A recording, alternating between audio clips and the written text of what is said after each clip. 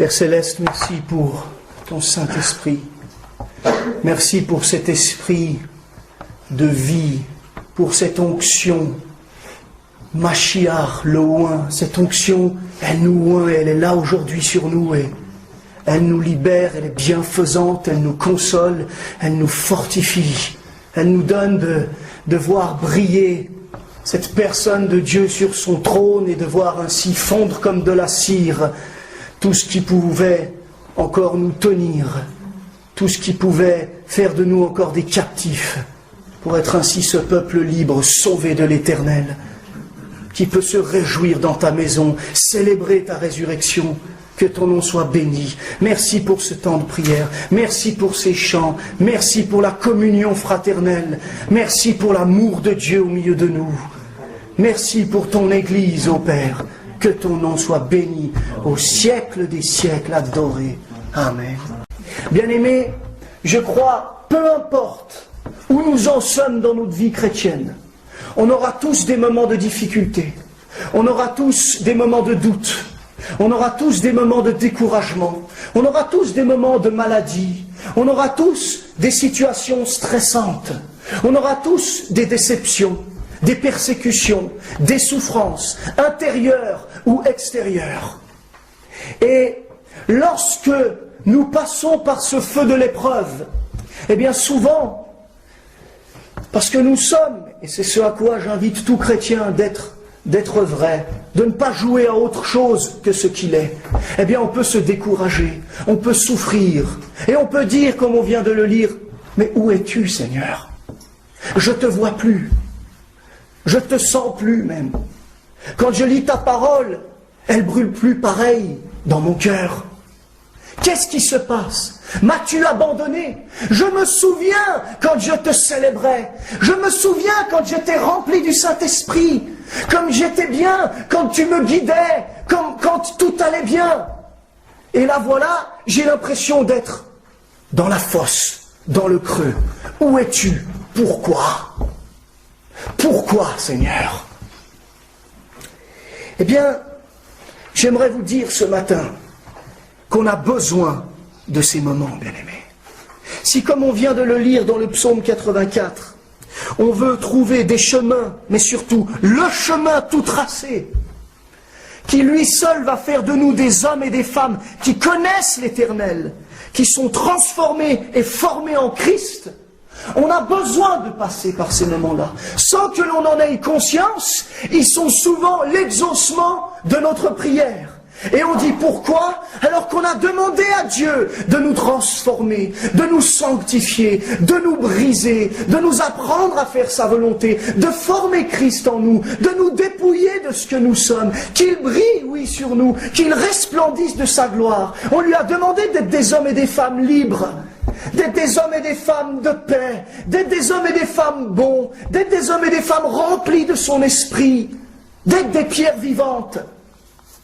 Mais alors, lorsque souvent Dieu nous exauce par une fosse, par un moment de ténèbres, par un moment où tout est noir, là on ne comprend plus. Et notre âme gémit au-dedans de nous, n'est-ce pas?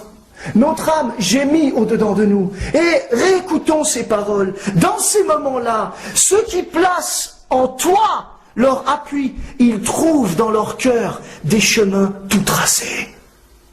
Si on place notre appui sur l'Éternel, on va trouver dans notre cœur un chemin tout tracé.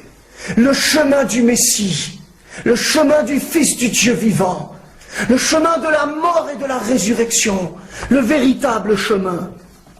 Lorsqu'il traverse la vallée des larmes, il la transforme en un lieu plein de sources, et la pluie la couvre aussi de bénédictions. Ça ne veut pas dire qu'il n'y a pas de larmes.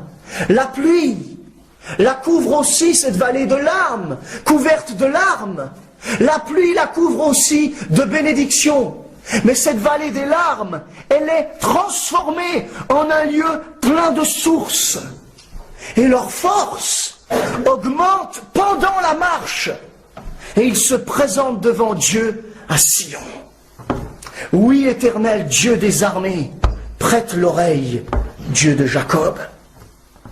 Bien-aimés, l'argile, pour devenir un vase utile dans les mains de son maître, il a besoin d'être travaillé, de passer sur le tour. Le verre, pour devenir un vase utile dans les mains de son maître, il a besoin d'être soufflé. L'or, pour devenir quelque chose d'utile entre les mains de son maître, il a besoin d'être purifié au feu, de passer par le feu. Alors toutes ces souffrances, ces doutes, ces découragements, le fait d'être fatigué, d'être dans les soucis, d'être affaibli, si nous choisissons de mettre notre appui en l'Éternel, de lâcher prise, c'est des choses, bien-aimés, dont nous avons besoin. C'est cela qui va nous transformer. C'est cela qui va nous apprendre Christ, comme on ne peut pas l'apprendre autrement, bien-aimés. Comme on ne peut pas l'apprendre autrement. Et c'est ça qui va faire de nous des gens plus forts, des gens plus solides dans leur fort intérieur, des gens qui connaissent réellement l'Éternel, qui sont connus de l'Éternel. J'aimerais vous faire une petite comparaison. Vous n'êtes pas obligé de prendre avec moi. J'ai noté ces versets pour que nous puissions gagner du temps. En Matthieu 5, verset 46, Matthieu 5, verset 46, nous lisons « Si vous aimez ceux qui vous aiment, quelle récompense méritez-vous? Les publicains n'agissent-ils pas de même? Et si vous saluez seulement vos frères, que faites-vous d'extraordinaire? Les païens n'agissent-ils pas de même? Soyez donc parfaits, comme votre Père céleste est parfait. » Et j'aimerais vous dire, bien-aimés, si tout va bien dans nos vies, si tout va bien avec le Seigneur, si tout va bien dans ce qu'on fait, si notre vie est comme nous le souhaitons, comment Dieu peut nous transformer? De la même manière que Jésus va dire à ses disciples, si vous aimez seulement ceux qui vous aiment, quelle récompense méritez-vous? C'est normal. Ça coule de source, non pas de la source que l'on vient de lire, qui est la source qui sort du cœur même de Dieu, et qu'on aspire tous à connaître, mais ça coule de source. C'est, je dirais, charnel, normal. La chair, c'est la vie, c'est la manière dont l'homme voit. C'est ce monde, c'est le naturel de l'homme, vous comprenez? C'est normal. Et si on salue seulement nos frères, qu'est-ce qu'on fait d'extraordinaire? Si on marche avec Dieu et qu'on le loue et qu'on le bénit et qu'on est rempli du Saint-Esprit quand tout va bien, qu'est-ce qu'on fait d'extraordinaire? Est-ce que Dieu peut sonder nos cœurs? Est-ce que Dieu peut travailler nos cœurs? Je ne dis pas que Dieu travaille uniquement dans la souffrance. Mais dans ma propre expérience, Dieu travaille beaucoup dans la souffrance. Dieu travaille beaucoup dans l'épreuve. Et là, il y a des secrets, bien-aimés. Là, il y a des trésors. Là, il y a une source qu'on ne peut pas connaître ailleurs.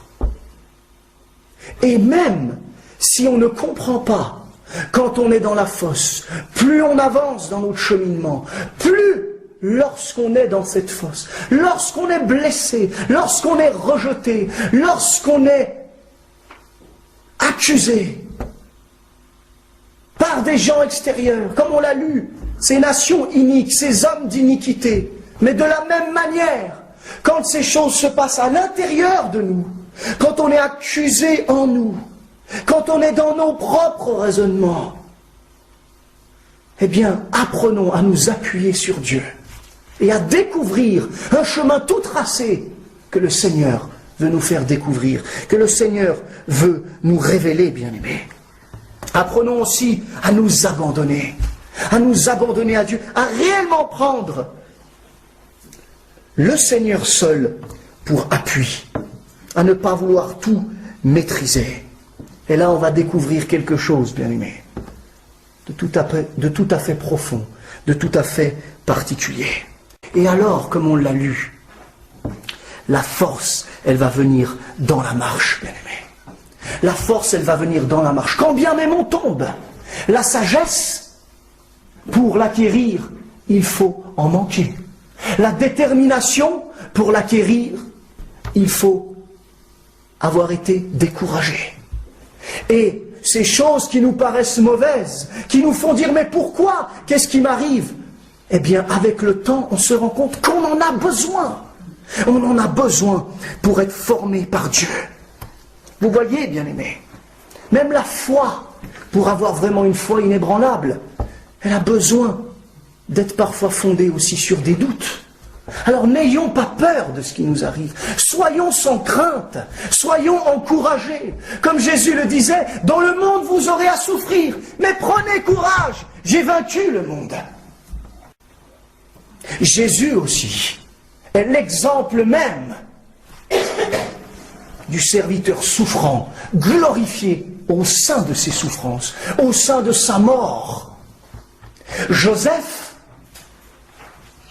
notre père, nous pourrions dire aussi, le patriarche, lui aussi. Méditez sur l'histoire de Joseph dans la Genèse. Méditez, lisez rapidement, vous pouvez le faire même ce soir, les quelques chapitres de la Genèse sur Joseph, et méditez sur son cœur, bien-aimé. Méditez sur le cœur de Joseph. Méditez sur son amour. Méditez sur son pardon envers ses frères. Méditez sur sa maturité. Méditez sur sa sagesse. Et méditez surtout comment il a été élevé par Dieu de cette manière, rempli d'humilité qu'il était. Parce qu'il a été au fond d'un puits. Parce qu'il a été dans une prison. Parce qu'il a été accusé faussement. Parce qu'il a aidé des gens qui lui ont promis des choses et qui l'ont trahi. Eh bien là, il en sort un homme pétri par la grâce de Dieu. Pétri par la grâce de Dieu. Une image du Fils de Dieu, élevé sur toute l'Égypte pour régner sur l'Égypte, comme Jésus va venir régner sur ce monde. Un homme qui peut donner de la nourriture à ceux qui n'en ont pas. Et pour cela, on a des chemins par lesquels nous devons passer pour connaître ce chemin, cette source d'eau vive, bien-aimée. Tout ça, c'est pareil dans tous les domaines de notre vie, dans notre propre vie, dans notre vie de couple, dans notre vie de famille, dans l'œuvre de Dieu. Apprenons en tant que famille, que couple, en tant qu'œuvre de Dieu, en tant qu'Église, à avoir du recul sur ce que l'on vit. Et ne pas être, si j'ose dire, comme la tête dans un sac. Comme je disais à un frère dernièrement, on parlait, malgré mon peu d'expérience, sur l'éducation. Et je disais, prends du recul, parce que les enfants, ça grandit vite. Et des fois, on peut vite se faire du souci, s'agiter d'une certaine manière pour certaines choses. Mais prenons du recul et laissons-nous pétrir par Dieu. Sachons que nous avons besoin d'être transformés d'une transformation qui ne peut pas venir de nous et que Dieu seul peut faire et que pour cela il y a besoin de temps. Comme un arbre, si on le plante et qu'on pense que l'année d'après on va pouvoir croquer dans un fruit bien juteux, c'est pas possible. Alors on va pas comprendre, on va souffrir, on va essayer de faire maintes choses. Mets ta confiance en l'Éternel. Appuie-toi sur lui et sois sûr qu'il agira. Si tu fais vraiment de lui ton appui, bien-aimé. Dans le psaume 126, verset 5, ce psaume bien connu, il nous est dit « Ceux qui sèment avec larmes moissonneront avec chant d'allégresse. Celui qui marche en pleurant quand il porte la semence revient avec allégresse quand il porte ses gerbes. » On a besoin de semer dans les larmes pour connaître les vrais chants d'allégresse. On a besoin de parfois marcher en pleurant quand on porte la semence pour revenir avec allégresse quand on porte ses gerbes. L'apôtre Paul, dans l'Épître aux Galates, chapitre 6, et au verset 7, il dit ceci. « Ne vous y trompez pas, on ne se moque pas de Dieu. Ce qu'un homme aura semé, il le moissonnera aussi. Celui qui sème pour sa chair moissonnera de la chair la corruption. Mais celui qui sème pour l'esprit moissonnera de l'esprit la vie éternelle. Ne nous lassons pas de faire le bien, car nous moissonnerons, bien-aimés, car nous moissonnerons au temps convenable si nous ne nous relâchons pas. » Alors ma question, elle est celle-ci. Qu'est-ce que tu sèmes dans ces moments difficiles? Comment tu vis ces moments difficiles? Est-ce qu'on est clair de comment on vit ces moments, de quelle semence sort de nos cœurs, sort de nos pensées, sort de nos sentiments. Lorsqu'on vit ces moments difficiles, comprenez, je dirais presque, le jeu de mots. Je parle dans un langage spirituel quand je mets ces deux textes en comparaison. J'ai dit oui, on a besoin de vrais moments de larmes pour connaître la joie et l'allégresse. Mais en prenant cet épître aux Galates, je vous dis, dans ces moments de larmes, comment est-ce que l'on réagit? En semant par la chair ou en semant par l'esprit? Parce que là est toute la clé. Là est toute la clé. Est-ce que dans ces moments difficiles, je sème par l'esprit en m'appuyant sur Dieu? Ou est-ce que dans ces moments difficiles, je sème par la chair? Je me laisse envahir par ces pensées, par ces sentiments charnels. Alors là, ne nous moquons pas de Dieu. Nous moissonnerons la corruption. On ne se réjouira pas avec nos gerbes si dans ces moments-là, on réagit de manière charnelle. Par contre, si nous acceptons ces moments-là, en nous appuyant sur l'Éternel, d'une manière spirituelle, par l'Esprit, alors oui, nous moissonnerons la vie éternelle. Et nous moissonnerons, ça veut dire Dieu nous transformera, Dieu nous fera porter du fruit, bien-aimés. C'est certain. De la même manière qu'humainement, lorsqu'on met une graine et qu'on s'en occupe bien et qu'on l'arrose, elle va pousser. Et pour ça, il faut être enterré en terre. Pour ça, il faut creuser. Il faut que le grain de blé tombe et meure. Et on est obligé de passer par là. Mais si quand on passe par là, eh bien nous réagissons charnellement. Oh non, je ne veux pas mourir. Ou on se fait du souci. On se fait du souci. On est pris par le découragement. Oh, je n'y arriverai jamais. Pourquoi? Seigneur, tu m'as oublié. Ou alors on se met à juger les uns et les autres, se comparer. Et cette voix, on y vient de la chair et du diable, et on va en parler, vient nous parler pour nous dire, tu es nul, tu n'y arriveras jamais. Tu vois, tu n'as pas la foi comme un tel ou comme un tel. Si on se laisse gagner par ces pensées, la graine, elle ne peut pas s'ouvrir. Et le fruit de Dieu ne peut pas pousser. Ce fruit qui est une source de vie, qui est un chemin tout tracé. Ce fruit qui est une moisson de vie et une vie éternelle. Alors dans ces moments, apprenons à semer par l'Esprit pour récolter par l'Esprit. Et semer par l'Esprit dans ces moments, ça veut dire s'abandonner. Ça veut dire lâcher prise et laisser Dieu, comme l'argile se laisse faire, comme le verre se laisse faire, comme l'or se laisse faire, se laisser faire par Dieu pour le laisser faire de nous ces vases qui seront alors utiles et qui, comme Joseph, pourront, par leur humilité, donner du pain à ceux qui ont faim, bien-aimés. J'aimerais lire avec vous Proverbe 24 et verset 10. Proverbe 24, verset 10 nous dit ceci. Si tu faiblis au jour de la détresse, ta force n'est que détresse. On vient de lire tout à l'heure le verset 8 du psaume 84. Leur force augmente pendant la marche et ils se présentent devant Dieu à Sion. Est-ce que notre force va augmenter pendant la marche? Ou bien alors, si tu faiblis, si dans ces moments tu sèmes par la chair, tu te laisses gagner par la chair, si tu faiblis au jour de la détresse, ta force n'est que détresse. Est-ce que vous comprenez la profondeur de ce verset? Notre force, elle va devenir détresse, elle va devenir charnelle. Ça veut dire on va se laisser gagner par des sentiments qui ne sont pas les sentiments qui étaient en Jésus. On va se laisser gagner par des pensées qui ne sont pas la voix du bon berger. Et il y a une force en nous qui va se déployer, qui va gagner sur nous, telle une gangrène. Et cette force, au lieu d'être cette source, ce chemin tout tracé qui nous fait grandir en Dieu, elle va être une force qui nous tire vers le bas. Elle va être une force de destruction. Essayez de comprendre profondément ça, parce que lorsque ces choses sont posées dans nos vies, alors tout de suite, quand on vit ces moments de détresse, et on en vivra, et on a besoin de les vivre, eh bien on aura un petit « ch'ting ». je vais prendre le Seigneur pour appui.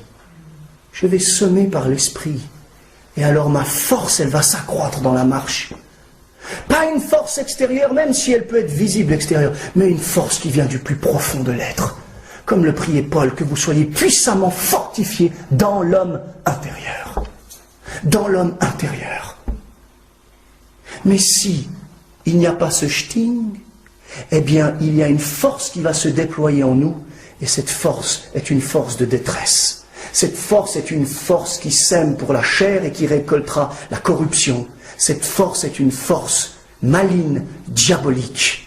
C'est la force de l'adversaire. Et ce n'est pas la force de Dieu qui est avec nous, comme il est avec toute cette nature pour la faire pousser et remplir tous ces supermarchés. Il est avec nous, bien-aimés. Il est l'Emmanuel. Il est l'Emmanuel. Proverbe 24, 16 dit ceci. Car 7 fois le juste tombe et il se relève. Mais les méchants sont précipités dans le malheur.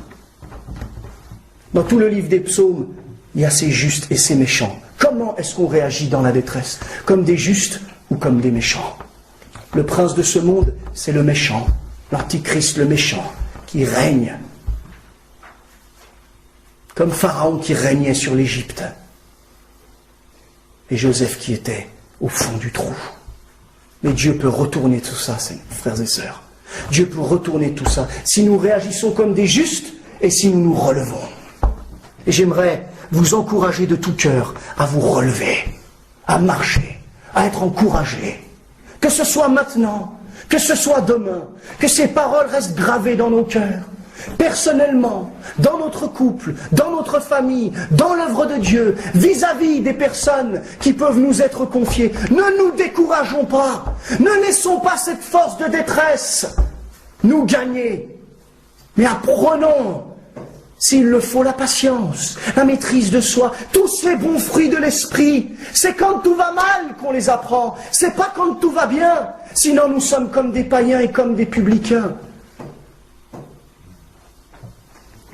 Alors bien aimés, prenez avec moi, s'il vous plaît, 2 Rois 18.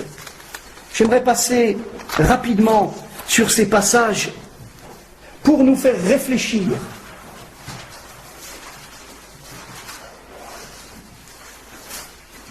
Pour nous faire réfléchir ô combien le malin est puissant et ô combien notre moi, cette chair, ce vieil homme est puissant, bien-aimé. Alors nous lisons à partir du verset 9. Et j'aimerais que quand on écoute tout ça, on essaye de voir ce qui se passe surtout en nous. Parce que c'est pas ce qui rentre, c'est pas ce qui se passe à l'extérieur, c'est ce qui sort de notre cœur, bien-aimé. C'est là que se trouve l'essentiel. La quatrième année du roi Ézéchias, qui était la 7e année d'Osée, fils d'Éla, roi d'Israël, Salmanasar, roi d'Assyrie, monta contre Samarie et l'assiégea. Il l'a pris au bout de 3 ans, la 6e année d'Ézéchias, qui était la 9e année d'Osée, roi d'Israël. Alors Samarie fut prise. Samarie, c'était la capitale du royaume du Nord. Après que sous Salomon, il y a eu la division entre les 2 royaumes, Juda au sud et Israël au nord. Samarie était la capitale du Nord, Jérusalem était celle du sud, le royaume de Juda. Le roi d'Assyrie emmena Israël captif en Assyrie, et il les établit à Chalar et sur le Chabor, fleuve de Gozan, et dans les villes des Mèdes. Pourquoi? Parce qu'ils n'avaient point écouté la voix de l'Éternel leur Dieu, parce qu'ils avaient écouté leur propre voix, cette force de détresse, et non pas celle du bon berger, non pas celle de l'Emmanuel, qui te dit ne crains pas, prends courage, tu vas passer par là, mais tu vas fleurir. Mais ils ne l'ont pas écouté. Et qu'ils avaient transgressé son alliance parce qu'ils n'avaient ni écouté, ni mis en pratique tout ce qu'avait ordonné Moïse, serviteur de l'Éternel. Alors, bien-aimés, la 14e année du roi Ézéchias, Sanchérib, roi d'Assyrie, monta contre toutes les villes fortes de Juda, donc le royaume du sud, et s'en empara. Et qu'est-ce qu'a fait Ézéchias? Quand nous sommes terrassés même, ou embêtés un petit peu, peu importe, c'est dans les petites choses qu'on grandit aussi, par la détresse, par l'envahisseur de nos âmes. Eh bien, Ézéchias, roi de Juda, envoya dire au roi d'Assyrie, à Lakhis, j'ai commis une faute, alors que c'est pas vrai. On se laisse accuser. J'ai commis une faute? Non, t'as pas commis de faute. Éloigne-toi de moi. Ce que tu m'imposeras, je le supporterai. Et pourquoi? Parce que quand des rois venaient attaquer, eh bien, ils mettaient les gens, on pourrait dire, sous tutelle, comment pourrais-je dire, ils imposaient des grandes taxes, on pourrait dire des impôts aujourd'hui. Et les gens étaient obligés de les payer, d'accord? Et donc, le roi d'Assyrie imposa à Ézéchias, roi de Juda, 300 talents d'argent et 30 talents d'or. Et qu'est-ce qu'il a fait, Ézéchias? Ézéchias donna tout l'argent qui se trouvait dans la maison de l'Éternel et dans les trésors de la maison du roi. Ce fut alors qu'Ézéchias, roi de Juda, enleva pour les livrer au roi d'Assyrie les lames d'or dont il avait couvert les portes et les linteaux du temple de l'Éternel. Et ça, c'est ce qu'on fait, bien-aimés. Quand l'ennemi vient nous parler, quand notre vieil homme qui ne veut pas mourir vient nous parler, ce que nous avons de bon en nous, ce que Dieu avait fait, ces lames d'or sur l'autel de l'Éternel, on les donne au diable, on les donne au vieil homme. On donne ce que l'on a, et ce qui pourrait nous faire avancer, ce qui pourrait nous donner de nous abandonner à l'Éternel, et on se décourage. On passe parfois d'une extrême à une autre. Et c'est ce qu'a fait Ézéchias. Il a donné les choses de Dieu à l'ennemi quand ça allait mal. Mais alors, quand on fait ça avec l'ennemi, ne croyez pas que l'ennemi va s'arrêter là. Il va grappiller tout ce qu'il veut. Il va grappiller tout ce qu'il pourra grappiller. Et son but, c'est de nous détruire, c'est de nous tuer. Alors il va continuer. Si on n'acquiert pas de la force intérieure dans la marche, mais qu'on lâche et qu'on se laisse gagner par cette force de détresse, eh bien elle va nous manger, bien-aimés. Et c'est ce qu'il fait. Le roi d'Assyrie envoya de Lakhis à Jérusalem vers le roi Ézéchias, Tartan, Rabsaris et Rabshakeh avec une puissante armée. Et ils montèrent à Jérusalem. On prend maintenant le verset 19. Rabshakeh leur dit, dites à Ézéchias, ainsi parle le grand roi, le roi d'Assyrie, quelle est cette confiance sur laquelle tu t'appuies? Voyez combien même tout irait mal. Eh bien, on a ces voix. Rabshakeh, c'est le diable. Rabshakeh, c'est ton moi. Rabshakeh, c'est tout, sauf la voix du bon berger. C'est tout, sauf la voix de Jésus qui veut nous former. Et cette voix, elle va nous dire, mais en qui tu mets ta confiance? En qui tu mets ta confiance? Prenez le verset 28, je passe rapidement. Rabshakeh s'étant avancé, cria à haute voix en langue judaïque et dit, en langue judaïque, pourquoi? Pour que tout le monde entende bien, pour que le peuple soit effrayé. C'est pour ça qu'il parlait en langue judaïque. Alors que les émissaires du roi, pourrait-on dire, lui avaient demandé de parler en araméen, pour que le peuple ne soit pas choqué. Non, le diable, notre vieil homme, il sait comment nous parler. Il nous parle dans la langue que nous entendons. Il va parler d'une manière différente à un tel et d'une manière différente à une autre personne. Parce qu'il connaît nos faiblesses. Il sait où le bas blesse. Il sait comment nous prendre. Il sait comment nous décourager. Il va parler d'une manière qui, à la limite, encouragerait quelqu'un pour décourager un autre. Parce qu'on est tous différents. Il va nous parler en langue judaïque. La langue qu'on comprend pour être abattu. La langue qu'on comprend pour que cette force de détresse gagne dans nos cœurs et trouve des chemins qui ne sont pas les chemins de l'Éternel, mais des chemins de corruption, des chemins de détresse. Et en langue judaïque, il va lui dire, écoutez la parole du grand roi, du roi d'Assyrie, du roi de ce monde, ou de ce roi que nous sommes, ce vieil homme qui ne veut pas s'abandonner à Dieu pour que Jésus soit formé et que Jésus, le seul roi des rois, puisse régner. Alors écoutez ce qu'il va lui dire, ainsi parle le roi, qu'Ézéchias ne vous abuse point, car il ne pourra vous délivrer de ma main. Arrête de te confier en l'Éternel, tu ne vas pas trouver la délivrance. Qu'Ézéchias ne vous amène point à vous confier en l'Éternel en disant l'Éternel nous délivrera et cette ville ne sera pas livrée entre les mains du roi d'Assyrie. N'écoutez point Ézéchias, n'écoutez pas cette voix du bon berger, n'écoute pas ce qui en toi est prêt à s'abandonner même si tu ne comprends pas. Réfléchis, raisonne. Excusez-moi de le dire comme ça, mais prends-toi la tête, tu iras mieux. Voilà ce que dit le diable, voilà ce que dit le vieil homme. Car ainsi parle le roi d'Assyrie, faites la paix avec moi, rendez-vous à moi. C'est plus facile de se laisser aller dans ces moments-là. C'est plus facile de se décourager, de se rendre à la détresse, de se rendre à ses pensées, de se rendre à ses raisonnements, plutôt que de trouver refuge en l'Éternel. Et alors foisonnent les mensonges. C'est cette force, elle commence à prendre corps. De la même manière que lorsqu'on obéit à Dieu, qu'on s'abandonne à lui, eh bien, cette force, elle prend corps. Le Messie prend corps en nous. Il se forme. Eh bien, quand on s'abandonne à la détresse, elle se forme en nous. Elle prend corps en nous. Et après, elle renouvelle nos pensées, comme l'Esprit devrait renouveler nos pensées. Et elle nous promet des mensonges. Elle nous promet des choses fausses. Elle nous fait voir que l'herbe est toujours plus verte ailleurs. Elle nous fait nous imaginer. Parfois on s'imagine des choses. On rêve. Faussement, on rêve.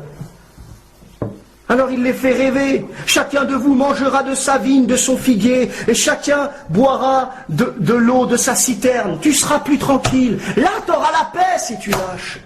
Là tu auras la paix si tu persévères pas. Mais on n'aura jamais la paix qui sort de la source du cœur de Dieu, bien-aimé. On aura la paix de ce monde, comme le dit Jésus, quand on dira paix et sûreté, c'est là que la ruine soudaine viendra et que la corruption sera tout à fait manifestée. Jusqu'à ce que je vienne et que je vous emmène dans un pays comme le vôtre, dans un pays de blé et de vin, un pays de pain et de vigne, un pays d'oliviers à l'huile et de miel.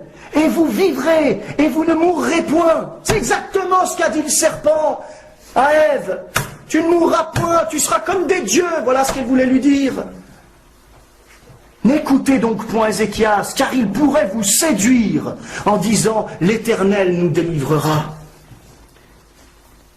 Alors, bien-aimés, le peuple se tue. C'est bien. Il a bien réagi, le peuple. Il n'a pas commencé à discuter avec cette voix. Il a fait silence devant l'Éternel. Le peuple se tut et ne lui répondit pas un mot.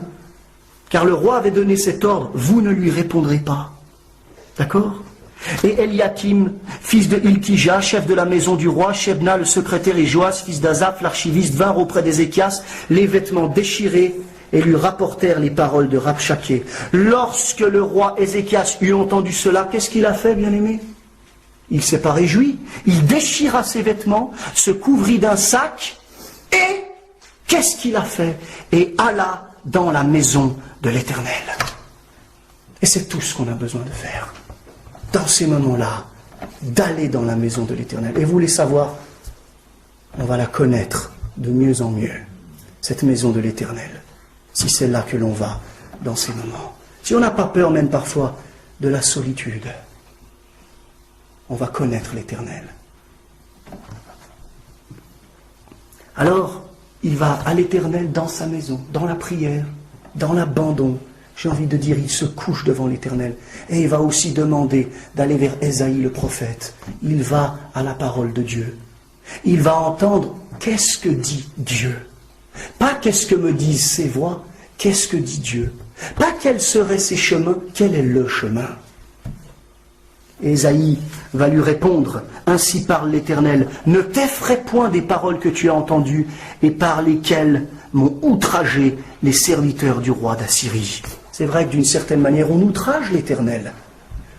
Ces pensées du malin, ces pensées qui sont parfois les nôtres, de notre vieil homme, elles outragent l'Éternel, parce qu'il est Dieu, et quand on est dans ses pensées, dans ses sentiments, on ne le voit plus. Brille sur moi, brille, ô Jésus. Alors là, Jésus, il brille plus. Mais nous sommes dans la ténèbre. Et même dans cette ténèbre, on va essayer de lui dire, de le prier. Mais lui ne peut pas venir. Alors, nous lisons maintenant à partir du verset 10. Il revient encore à la charge, alors que le Seigneur les a repoussés parce qu'ils avaient un autre front de bataille. Alors qu'il s'en va. Comme vous le voyez avec le diable, avec Jésus, lors de sa tentation, la Bible nous dit qu'il s'est retiré de lui en attendant un moment favorable. Eh bien, pareillement, c'est exactement ce qu'il fait, Rabshaké. Il doit partir, il se retire, mais il lui dit que ton Dieu auquel tu te confies ne t'abuse point en disant « Jérusalem ne sera pas livrée entre les mains du roi d'Assyrie ». Voici, tu as appris ce qu'ont fait les rois d'Assyrie à tous les pays, comment ils les ont détruits, et toi tu serais délivré. Apprenons à connaître cette voie du diable. Apprenons à connaître cette voie du vieil homme bien-aimé. Et devenons des Ézéchias. Je passe un peu plus rapidement, mais je ne peux me retenir de vous lire ce qui est pour moi une des plus belles prières de la Bible. Au verset 14, Ézéchias prit la lettre de la main des messagers, la lut, puis il monta à la maison de l'Éternel et la déploya devant l'Éternel. C'est tout ce qu'on a à vivre, à déployer cette lettre d'accusation devant l'Éternel. Et il adressa cette prière. Éternel, Dieu d'Israël, assis sur les chérubins, c'est toi qui es le seul Dieu de tous les royaumes, de toute la terre. C'est toi qui as fait les cieux et la terre. Éternel, incline ton oreille et écoute. Éternel, ouvre tes yeux et regarde. Éternel, entends les paroles de Sanchérib, qui a envoyé Rabchaké pour insulter le Dieu vivant.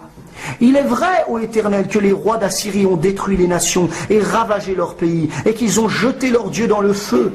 Mais ce n'étaient point des dieux, c'étaient des ouvrages de main d'homme, du bois et de la pierre, et ils les ont réduits à rien. Maintenant, Éternel, notre Dieu, délivre-nous de la main de Sanchérib, et que tous les royaumes de la terre sachent que toi seul es Dieu, ô Éternel. Sache que toi seul es Dieu, ô Éternel.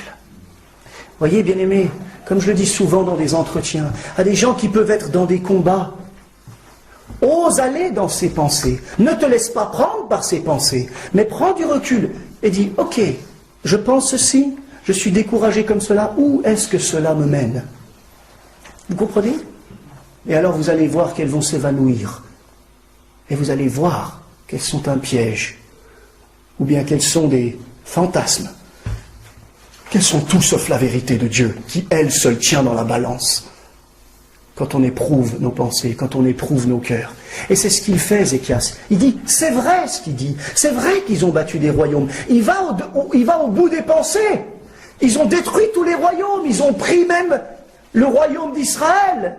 Et nous, on est encore un plus petit royaume. Ils ont fait tout ça.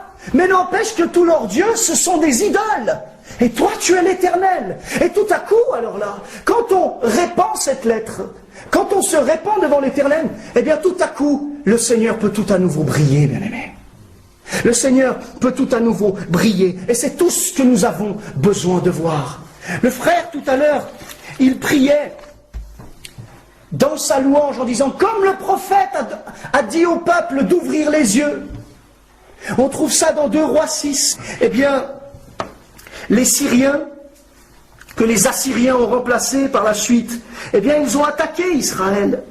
Et on lit au verset 14, je passe très vite, il envoya des chevaux, des chars et une forte troupe qui arrivèrent de nuit et qui enveloppèrent la ville. Le serviteur de l'homme de Dieu se leva de bon matin et sortit. Et voici une troupe entourait la ville avec des chevaux et des chars. Et le serviteur dit à l'homme de Dieu, « Ah, mon Seigneur, comment ferons-nous ?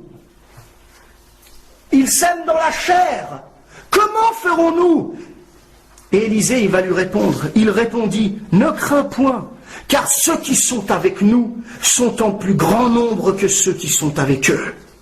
Ne crains point, car ceux qui sont avec nous sont en plus grand nombre que ceux qui sont avec eux. » Élisée pria et il dit, « Éternel, ouvre ses yeux pour qu'il voie. » Et c'est tout ce qu'on a besoin dans ces moments.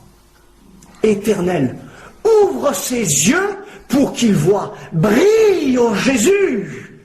Parce que dans ces moments-là, alors qu'on pourrait connaître ce chemin tout tracé, on l'occulte, on ne le voit plus.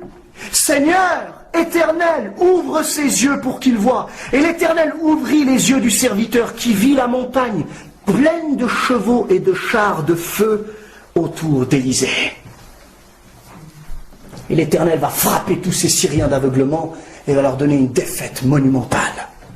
Comme ce qui doit se passer en nous. Mais pour ça, bien-aimés, il faut s'abandonner, ne pas vouloir maîtriser et permettre à Dieu de faire comme tout à nouveau briller la lumière de l'ange de l'Éternel, du Messie d'Israël, du Dieu des dieux, Jésus-Christ, qui a fait les cieux et la terre, qui est glorieux, qui règne et qui a toute la puissance pour nous libérer. On lit dans Zacharie, au chapitre 3, ceci. Zacharie, chapitre 3. Il me fit voir Josué, le souverain sacrificateur, debout devant l'ange de l'Éternel, et Satan qui se tenait à sa droite pour l'accuser. Voyez la vision qu'il a, ce sacrificateur. Vous êtes tous faits pour être des sacrificateurs, pour être des serviteurs de l'Éternel, des Lévites. On a été choisis pour le servir, pour être des disciples, des enfants de Dieu. Ainsi, comme Josué, le Seigneur nous voit, et il voit que Satan se tient à notre droite pour nous accuser. L'Éternel dit à Satan, c'est pas toi qui vas le dire, c'est l'Éternel, parce que tout à coup il y a une brèche, et il va briller, et il va resplendir, tes yeux vont s'ouvrir et tu vas voir. Tu vas voir ces accusateurs, tu vas voir ces adversaires, aussi puissants soient-ils, tu vas voir, et tu sauras dans ton fort intérieur, par la force même de Dieu, qu'ils peuvent fondre comme de la cire, pas devant toi, mais devant l'Éternel, qui est le Tout-Puissant, qui délivre Jérusalem, qui a délivré, qui délivre et qui délivrera Jérusalem. Et ainsi il fera de toi, bien-aimé, un flambeau dans sa main. Que l'Éternel te réprime, Satan. Que l'Éternel te réprime, lui qui a choisi Jérusalem. Comme tu as été choisi par le Seigneur, ne le laisse pas te mentir. Si tu es là aujourd'hui, ceux qui écouteront, nos bien-aimés de Châtillon, si on est là où on est, si on a connu le Seigneur, nul ne vient au Père, nul ne vient à moi, si le Père ne l'attire. Tu as été attiré par Dieu. Ce n'est pas vous qui m'avez choisi, c'est moi qui vous ai choisi, afin que vous alliez et que vous portiez du fruit. De la même manière que Dieu a choisi Jérusalem et qu'il ne la délaissera pas, Dieu ne te délaisse point. Quoi que tu vives, Dieu est avec toi. Le diable t'accuse, te ment, mais il est l'Emmanuel. Il a versé son sang pour toi. Il est avec toi, bien-aimé. Et il le sera jusqu'à la fin. Il le sera pour toujours. Il le sera pour toujours. J'aimerais vous lire ces paroles, bien-aimés, que j'ai notées. Écoutez un peu ce que Dieu pense. 1 Thessaloniciens 5, verset 24. Celui qui vous a appelé est fidèle. Et c'est lui qui le fera. Celui qui vous a appelé, qui vous a choisi, comme il a choisi Jérusalem, est fidèle et il le fera. Comme il délivrera Jérusalem, il te délivrera. Ne doute point, ne sois pas incrédule mais crois. Ne t'ai-je pas dit que si tu crois, tu verras la gloire de Dieu. Tes yeux vont s'ouvrir. Philippiens 1 verset 6. Je suis persuadé, disait Paul, que celui qui a commencé en vous cette bonne œuvre la rendra parfaite pour le jour de Jésus-Christ. Si Paul était persuadé pour les autres, deviens persuadé pour toi-même. Pas par une pensée positive, mais par le Saint-Esprit qui te parle, par la consolation de Dieu qui vient dans ton cœur et qui va te donner cette force et trouver ce chemin tout tracé et qui va faire de toi quelqu'un qui est ce juste, qui se relève cette foi. Et oui, tu vas te relever cette foi et tu vas connaître au sein de cette vallée des larmes la source de la vie du Seigneur. Regardez ce que dit l'apôtre Paul encore dans cette lettre aux Romains au chapitre 8. Il dira verset 31, « Que dirons-nous donc à l'égard de ces choses? Si Dieu est pour nous, et il l'est, il l'est. Bien sûr, si nous renonçons au péché, si nous partons dans le monde et que nous jouissons du péché, bien sûr que Dieu nous vomit, bien-aimés. Mais si nous avons ce cœur, ce désir de marcher avec lui, il est avec nous, bien-aimés. Et que rien ni personne vous dise le contraire. Si Dieu est pour nous, qui sera contre nous? Lui qui n'a point épargné son propre Fils, mais qui l'a livré pour nous tous. Comment ne nous donnera-t-il pas aussi toutes choses avec lui? Il te préparera, il amènera cette œuvre à maturité. Je suis persuadé que celui qui a commencé en vous cette bonne œuvre la rendra parfaite pour le jour de Jésus-Christ. Et nous hériterons ces choses avec lui. Comment ne nous donnera-t-il pas aussi toutes choses avec lui? Qui accusera les élus de Dieu? Qui accusera les élus de Dieu? C'est Dieu qui justifie. Qui Qui les condamnera? Christ est mort, il est mort, c'est fait, il a versé son sang. Ne restons pas dans des péchés, bien-aimés, ne nous laissons pas accuser ou ne nous justifions pas dans des péchés pour lesquels le sang de Jésus a été versé. Christ est mort. Si tu mets ta confiance en l'Éternel, si tu trouves ton refuge en lui, quoi que tu aies fait, quoi que tu vives, où que tu sois, le sang de Jésus a été versé, tu es pardonné, que rien ni personne vienne te dire le contraire, et c'est de cette force que tu as besoin pour te relever, cette force de l'amour de Dieu, de sa fidélité.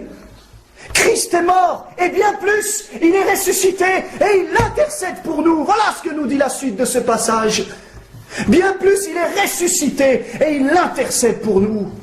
Alors il finira par dire, alors, qu'est-ce qui va nous séparer de cet amour de Dieu?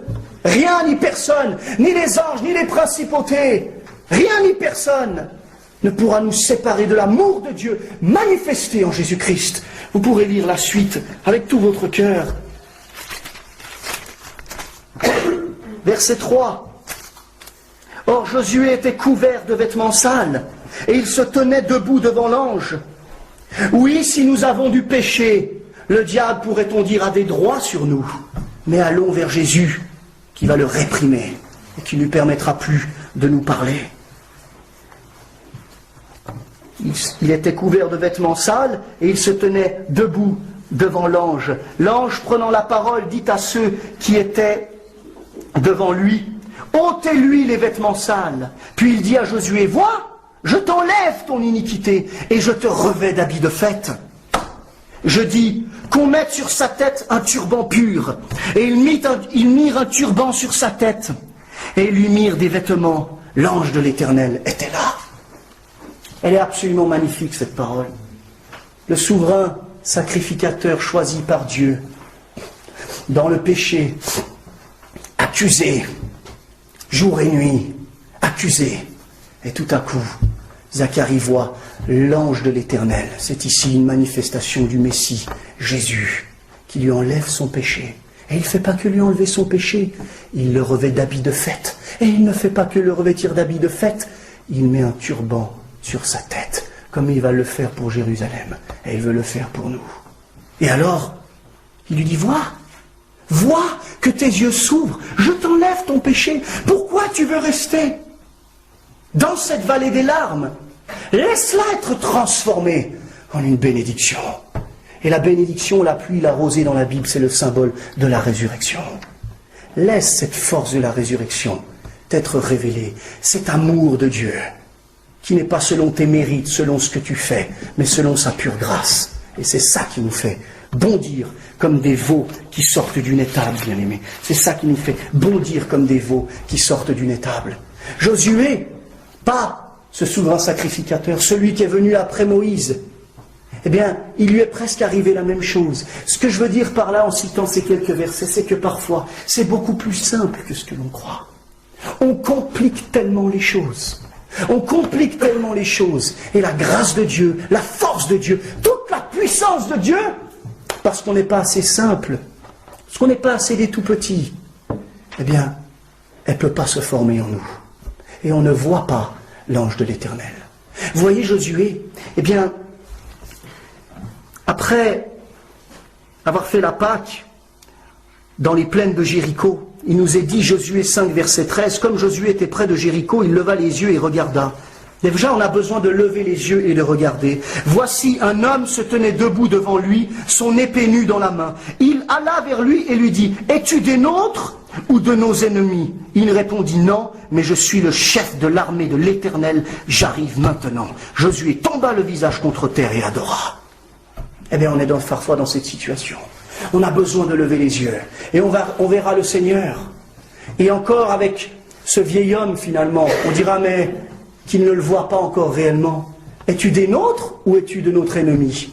La réponse de l'ange de l'Éternel a encore là une manifestation du Messie. Non, je suis ni des nôtres ni de tes ennemis. Je suis l'ange de l'armée de l'Éternel. Je suis le Messie. Je suis le Sauveur. Je suis le grand Dieu. Et dans ces moments-là, bien-aimés, ça peut être notre orgueil, nos combats, nos choses. Essayons de les voir, de lever les yeux et de voir qu'il n'est pas avec cet orgueil, certes, mais il est l'Éternel. Il est l'Éternel. Il est celui qui va faire briller la lumière, comme on l'a entendu. Envoie ta lumière et ta fidélité. Alors nous marcherons dans tes voies. Nous monterons à Sion sur tes autels. Et lorsqu'il nous est révélé qui il est, alors oui, les montagnes fondent comme de la cire devant lui. Et nous ne pouvons que l'adorer, que lui donner gloire, que le laisser faire s'ouvrir cette graine et la faire pousser du fruit, des fleurs, à sa louange et à toute sa gloire, bien-aimé, et à toute sa gloire. Il vient bientôt, le Seigneur. Comme il vient bientôt pour que cette Hatikva, cet hymne de l'espérance accomplie, puisse être proclamé sur toute la terre. Le chant du serviteur, le chant du Messie, le chant du ciel, le chant d'une véritable humanité est proche, bien-aimé. Nous allons être délivrés de tous nos combats. Le Seigneur revient bientôt. Il est à la porte. Alors plus que jamais, ne nous lassons pas de faire le bien, comme le dit Paul. Ne nous relâchons pas. Allons au bout. Soyons encouragés. Donnons tout, bien-aimés. Réveillons-nous, comme on va finir par le lire. Pourquoi t'as battu mon âme et gémis-tu au-dedans de moi? Espère en Dieu, car je le louerai encore. Il est mon salut et mon Dieu. Je suis le chef de l'armée de l'Éternel. J'arrive maintenant. Il arrive maintenant. Maintenant dans nos cœurs pour nous encourager encore en ce matin. Mais il arrive maintenant pour nous délivrer. Et on doit vivre, bien-aimés, dans cette attente de la délivrance totale, de la pleine rédemption. Quoi qu'on souffre, le jour vient et il vient bientôt. Où on sera libéré de toutes choses et on pourra rentrer dans le repos et dans la paix de Dieu. Alors quoi que nous vivions, c'est pas le moment de faiblir. Serrons-nous les coudes en tant que frères et sœurs dans l'amour fraternel. Mais surtout, apprenons à découvrir ce chemin tout tracé dans lequel Dieu nous veut marcher jusqu'à ce qu'il vienne. Alors en guise de prière, je vous lirai ces chapitres magnifiques du prophète Ésaïe. Et vous pouvez même fermer les yeux en les écoutant. Ésaïe chapitre 51 et nous lisons à partir du verset 12. C'est moi qui vous console. Et c'est ce que nous dit Dieu ce matin. C'est moi qui vous console. C'est ce que Dieu dit à ta vie. C'est ce que Dieu dit à Jérusalem. C'est moi qui vous console. Qui es-tu pour avoir peur de l'homme mortel et du Fils de l'homme pareil à l'herbe? Et tu oublierais l'Éternel. Et tu oublierais l'Éternel qui t'a fait, qui a étendu les cieux et fondé la terre. Et tu tremblerais constamment tout le jour devant la colère de l'oppresseur, parce qu'il cherche à détruire. Où donc est la colère de l'oppresseur? Sentez tout cet amour et cette puissance de Dieu. Où donc est la colère de l'oppresseur quand tu ouvres les yeux et que tu me vois? Bientôt, celui qui est courbé sous les fers sera délivré. Il ne mourra pas dans la fosse et son pain ne lui manquera pas. Je suis l'Éternel, ton Dieu. Je suis l'Éternel, ton Dieu, qui soulève la mer et fait mugir ses flots. L'Éternel des armées est son nom. Je mets mes paroles dans ta bouche et je te couvre de l'ombre de ma main pour étendre de nouveaux cieux et fonder une nouvelle terre et pour dire à Sion, tu es mon peuple. Alors 52 verset 1, réveille-toi!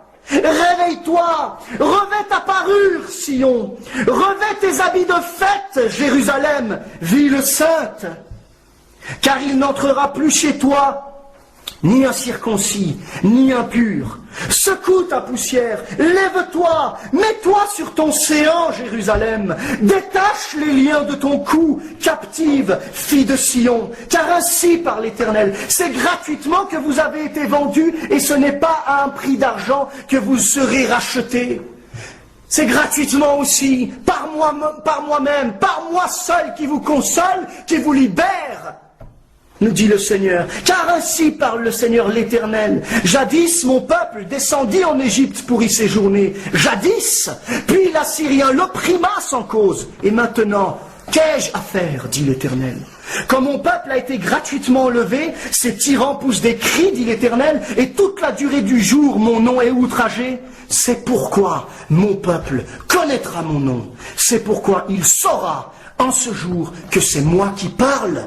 me voici, me voici. Qu'on puisse dans nos cœurs entendre celui qui dit me voici ce matin, en toute chose, en toute situation. Et comme le disait Pierre, le Dieu de toute grâce, qui vous a appelé en Jésus-Christ à sa gloire éternelle, après que vous aurez souffert un peu de temps, vous perfectionnera lui-même, vous affermira, vous fortifiera, vous rendra inébranlable. À lui soit la puissance, au siècle des siècles. Amen. Criez liberté, criez gloire, criez merci, criez le voici, il vient. Et soyons ce peuple libre, ce peuple racheté, ce peuple heureux de cette source qui vient du cœur de notre Dieu. Qu'il nous bénisse, qu'il nous garde, qu'il fasse luire sa face sur nous et qu'il nous accorde sa grâce, qu'il tourne sa face vers nous et qu'il nous donne sa paix, son shalom. Amen.